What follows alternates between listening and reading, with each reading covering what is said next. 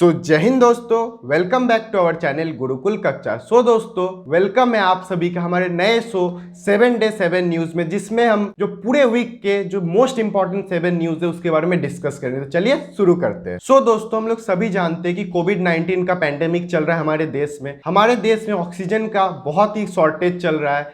दोस्तों हमारा जो साइंटिस्ट है उन्होंने एक नया इन्वेंशन, नया डिस्कवरी करते और साथ में ऑक्सीजन कंसंट्रेटर लाते। अब आप सोच रहे होंगे कि ऑक्सीजन कंसंट्रेटर क्या होता है। तो हम लोग जानते हैं कि हमारे इन्वायरमेंट में, हमारे जो एटमॉस्फेयर है, इसमें 21% ऑक्सीजन प्रेजेंट रहता है। लेकिन ये जो ऑक्सीजन कंसंट्रेटर है, जिसका आपको पिक्चर भी यहाँ दिख रहा होगा, इसमें 95% ऑक्सीजन लेवल रहता है। तो मान लीजिए कोई कोरोना का पेशेंट है, उसमें ऑक्सीजन लेवल कम है और उसे 21% सराउंडिंग से ऑक्सीजन मिल रहा है, तो उसे ऑक्सीजन लेने में तो दिक्कत होगा। लेकिन अगर उसे ऑक्सीजन कंसंट्रेटर उसे लगा दिया जाए इस तरह से, तो उसके शरीर में बहुत ज्यादा अमाउंट में ऑक्सीजन जाएगा। दोस्तों इससे क्या होगा आप ही सोचिए। अगर कोई भी मरीज है जिसको ऑक्सीजन लेने में प्रॉब्लम हो रहा है, अब तो उसे बहुत ज्यादा अमाउंट में ऑक्सीजन मिल रहा है, अब तो उसे किसी तरह का प्रॉब्लम नहीं होगा, तो वो अब क्या होगा, कोरोना से लड़ पाएगा और बहुत जल्दी वो ठीक हो जाएगा और एक अच्छा रिपोर्ट मिलेगा, निगेटिव रिपोर्ट उसका आ जाएगा।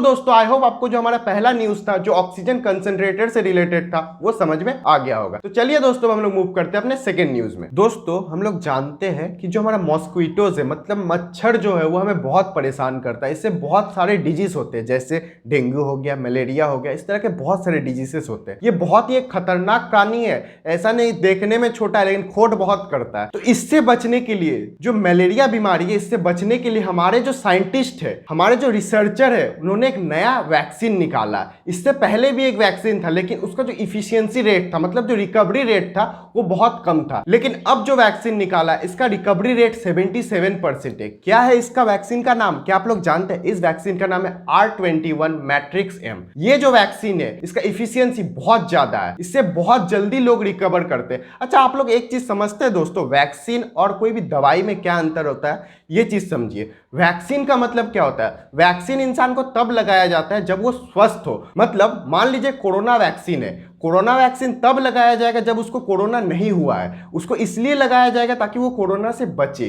ना कि उसे कोरोना हो गया अब उसे इंजेक्शन लगा के ठीक कर दिया जाए। तब वो चीज नहीं होता, तब दवाई दिया जाता है। मतलब दवाई तब चलता है जब इंसान को कोई रोग हो जाता है। तो यहाँ पे जो मलेरिया वैक्सीन लग रहा है, अब आप ही सोचिए ये कब लगेगा, जब इंसान को मलेरिया नहीं हुआ है। मतलब मलेरिया होने से पहले वैक्सीन लग जाएगा। तो आई होप दोस्तों जो दूसरा न्यूज था वो भी आपको समझ में आ गया होगा। तो चलिए हम लोग मूव करते हैं अपने तीसरे न्यूज पे। दोस्तों अगर आपके साथ कुछ भी गलत होगा, आपके साथ अगर अन्याय होगा, तो आप न्याय लेने कहां जाइएगा? कोर्ट में जाइएगा। पहले आप अपने डिस्ट्रिक्ट कोर्ट में जाइएगा। अगर वहां से भी आपको सेटिस्फैक्शन ना मिले तो आप कहां जाइएगा? हाई कोर्ट में जाइएगा। अगर वहां से भी आपको सेटिस्फैक्शन ना मिले तो आप कहां जाइएगा? सुप्रीम कोर्ट में जाइएगा। मतलब आप तब तक सुप्रीम कोर्ट जा सकते जब तक आपको लगे कि मेरे साथ कुछ न्याय नहीं हुआ है। दोस्तों हमारे कुछ मराठा भाई जिन्हें रिजर्वेशन का डिमांड था, उन्होंने पहुंचे थे पहले अपने हाई कोर्ट में कि भाई हाई कोर्ट सर मुझे न्याय चाहिए, मुझे रिजर्वेशन चाहिए। तो हाई कोर्ट ने तो सरकार से पूछा कि क्या करना चाहिए। तो सरकार बोला कि हाँ मराठा यहाँ पे 34% है, सिर्फ उसे रिजर्वेशन दो, उसे 16% रिजर्वेशन दो।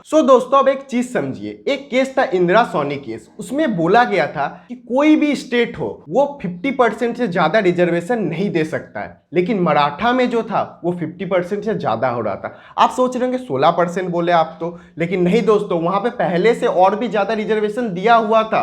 जब और 16% दे दिया तो वो जो 50% का लेवल था उसको पार कर रहा था। अब तो आना था सुप्रीम कोर्ट को। अब तो सुप्रीम कोर्ट आया, पूछा कि हाई कोर्ट तुम ऐसा कैसे कर दिया, तुम्हारा हक में नहीं है ये चीज, तुम ये चीज नहीं कर सकते। सरकार इसलिए तुम्हें बोला, सरकार गरीबी देख के नहीं बोला, सरकार ये नहीं देखा कि वो सोशली और एजुकेशनली बैकवर्ड है, सरकार ये देखा कि उसको पॉलिटिकली फायदा है। अगर वो मराठा को रिजर्वेशन देता है 16% तो उसे 34% जो पॉपुलेशन है उसका वोट मिलेगा। इसीलिए सरकार ने ऐसा किया था। सुप्रीम कोर्ट आया हाई कोर्ट और बोला कि तुम्हारा जो डिसीजन है वो गलत है, और उसने ये जो रिजर्वेशन का सिस्टम था जिसमें 16% रिजर्वेशन मिला था मराठा को, उसे कैंसिल कर दिया। ये है हमारा तीसरा न्यूज। आई होप आपको ये न्यूज भी समझ में आ गया होगा। तो चलिए हम लोग मूव करते हैं अपने चौथे न्यूज में। दोस्तों आप लोग भी ये चीज मानते होंगे कि हमारे देश में जो इंडस्ट्रियलिस्ट है, मतलब जो इंडस्ट्रीज है, उनका बहुत बड़ा रोल है हमारे देश को डेवलप करने का। लेकिन हमारा जो सरकार है देश का, वो हमारे से उस कंपनीज है, जो इंडस्ट्रीज है, उनसे कहते हैं कि तुम बेटा तुम बहुत ज़्यादा लाभ कमाते हो, लेकिन तुमको 1 से 2% जो टैक्स है वो तुम्हें लोगों के लिए देना पड़ेगा। मतलब अगर तुम 100 रुपया कमाते हो, उसमें से 1 से 2 रुपया तुम्हें लोगों के वेलफेयर के लिए देना पड़ेगा, जिसको हम लोग बोलते हैं CSR। मतलब CSR मतलब आपको समझ में आया?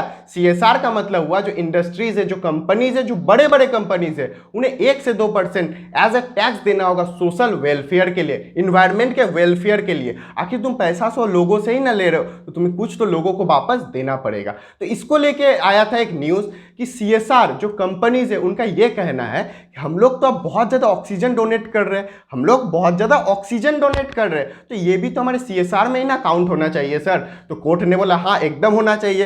तो जो 1-2% जो CSR कंपनीज को देना पड़ता है, वो अब काउंट होगा एज ए ऑक्सीजन डोनेट में। मतलब अगर कोई कंपनी ऑक्सीजन भी डोनेट करता है, हॉस्पिटल्स को, प्राइवेट हॉस्पिटल्स को, कहीं भी अगर ऑक्सीजन डोनेट करते हैं, तो वो भी CSR में काउंट होगा। सो आई होप आपको जो चौथा न्यूज था वो भी समझ में आ गया होगा। तो चलिए हम लोग मूव करते हैं अपने 5वें न्यूज में। सो दोस्तों, आप जानते होंगे हमारे देश में सबसे बड़ा बैंक कौन है? आप भी मानते होंगे रिजर्व बैंक ऑफ इंडिया, मतलब RBI है। जब भी हमारे देश में कुछ भी गलत होगा, कहीं भी लोन का कमी होगा, कहीं भी NPA मतलब नॉन परफॉर्मिंग एसेट घोषित करना होगा, तो वो कौन करेगा?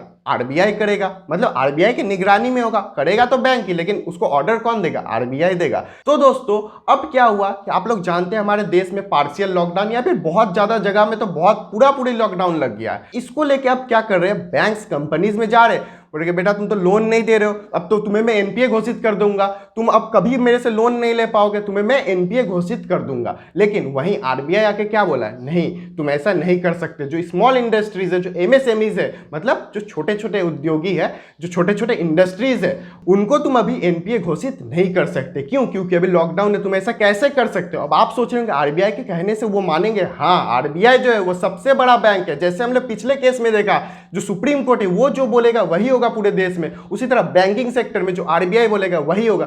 सभी बैंकों को ये चीज मानना होगा। सो आई होप जो 5वां न्यूज था वो भी आपको समझ में आ गया होगा। तो चलिए हम लोग मूव करते हैं आज के सेकंड लास्ट न्यूज में, जो है 6th न्यूज। सो दोस्तों, हम लोग जानते हैं कि कोविड-19 के कारण बहुत सारे लोगों की डेथ हो रही है। इसमें से हमारे भारत के जो 2 टाइम्स अटॉर्नी जनरल थे, उनका भी डेथ हो गया। 2 बार अटॉर्नी जनरल थे, बहुत आम बात नहीं है। अब आप सोच रहे होंगे अटॉर्नी जनरल का मतलब क्या होता है? अटॉर्नी जनरल, जिसको हम लोग शॉर्ट में AG बोलते हैं, उसका मतलब होता है, जो AG होता है वो हमारे गवर्नमेंट ऑफ इंडिया का, मतलब सरकार का लॉयर होता है। अगर आपके खिलाफ कुछ अन्याय होता है तो आप लॉयर हायर करके कोर्ट में जाइएगा ना। उसी तरह अगर सरकार के खिलाफ आप कुछ केस करते हैं कि मेरा फंडामेंटल राइट का हनन हो रहा है या कुछ भी आप हो रहा है आपके साथ गलत, मतलब सरकार के अगेंस्ट अगर कोई भी कुछ भी करे, तो उसका लॉयर बन के कौन आएगा? AG आएगा। अब आप सोच रहे होंगे AG को अपॉइंट कौन करता है? सरकार नहीं, प्रेसिडेंट ऑफ इंडिया, जो भारत के प्रेसिडेंट है, वो अपॉइंट करता है जो AG होता है उसको। सो आई होप दोस्तों जो आज का 6th न्यूज था वो भी आपको समझ में आ गया होगा। तो चलिए हम लोग मूव करते हैं आज के आखिरी और सबसे मजेदार न्यूज में। सो दोस्तों, हम लोग जानते हैं जो रूरल एरिया है, मतलब जो गांव के एरियाज हैं, वहां पे एम्प्लॉयमेंट मिलना बहुत मुश्किल होता है। वहां पे मैक्सिमम लोग एग्रीकल्चर में इंगेज रहते हैं, एग्रीकल्चरल एक्टिविटीज में इंगेज रहते हैं। वहीं पे सरकार एक स्कीम लेके आता है जिसका नाम है नरेगा, जो महात्मा गांधी, हमारे जो फादर ऑफ द नेशन है, उनके नाम पे डेडिकेटेड है। इसमें क्या होता है कि पूरे साल में जो 365 डेज होता है, उसमें से 100 डेज गारंटी आपको वर्क मिलेगा। अगर काम नहीं है तो आपको गड्ढा खुदवाएगा, अगर कुछ भी नहीं है तो आपको फिर भी पैसा देगा। जो मिनिमम वेज है सरकार के द्वारा जो डिक्लेयर किया गया, वो पैसा आपको मिलेगा। तो हमारा जो वित्त मंत्री है, उन्होंने सरकार को बुलाया और कहा कि अब तो आपको पता होगा सरकार, डियर सरकार इधर सुनिए, आपको पता होगा कि अब रिवर्स माइग्रेशन हो रहा है। तो सरकार ने पूछा रिवर्स माइग्रेशन मतलब माइग्रेशन का मतलब क्या होता है? गांव से लोग शहर में जाता है, लेकिन अब तो शहर में कोरोना हो गया था, अब वो कहाँ वापस घर में आ रहे। तो इससे क्या हुआ कि रूरल में, जो गांव में जो प्रेशर था वो बढ़ गया। तो सरकार ने बोला हाँ बहुत अच्छा बात बोले। तो अब सरकार ये चीज आप सोचिए कि नरेगा में जो जितने लोगों को आप एम्प्लॉयमेंट दे रहे हैं, अब उसका तो डिमांड भी बढ़ेगा ना।